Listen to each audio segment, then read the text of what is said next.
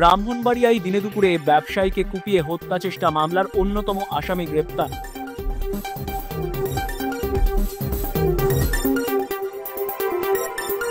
ব্রাহ্মণবাড়িয়া শহরের বিশিষ্ট চাল ব্যবসায়ী জাভেদ মিয়াকে কুপিয়ে হত্যা চেষ্টা মামলার অন্যতম আসামি ওসমান মিয়া ওরফে কামরুল আলম নামে একজনকে গ্রেফতার করেছে পুলিশ। রবিবার দুপুরে শহরের আনন্দবাজারে অভিযান চালিয়ে তাকে গ্রেপ্তার করা হয়। সে শহরের খৈয়াসার এলাকার মৃত সালাউদ্দিন মিয়ার ছেলে। তবে ঘটনার পর থেকে মামলার প্রধান আসামি নাটাই গ্রামের জালাল মিয়া, তার ছেলে আরাফাত রহমান প্রভাস, বড় হরণ গ্রামের মোহাম্মদ আলী ও ভাদুঘর এলাকার নিয়ামত পলাতক রয়েছে।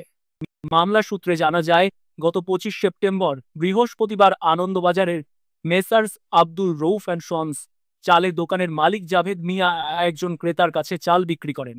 কিন্তু এ সময় প্রতিবেশী দোকানদার জালাল মিয়া ও তার ছেলে আরাফাত রহমান ওই ক্রেতার কাছে চাল কেন বিক্রি করা হলো তা নিয়ে জাভেদ মিয়ার উপর ক্ষুব্ধ হয় এবং গালিগালাজ করে।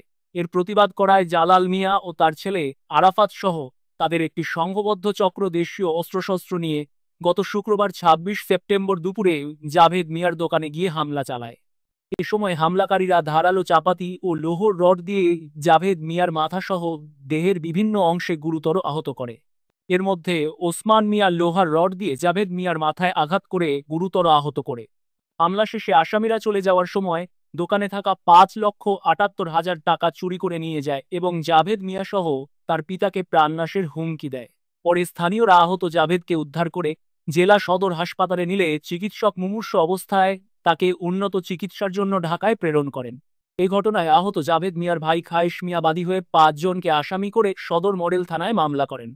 ব্রাহ্মণবাড়িয়া সদর মডেল থানার ভারপ্রাপ্ত কর্মকর্তা ওসি মুহাম্মদ আজহারুল ইসলাম জানান, অভিযুক্ত ওসমান মিয়াকে গ্রেফতার করা হয়েছে। তাকে আদালতের মাধ্যমে জেলা কারাগারে পাঠানো হয়েছে।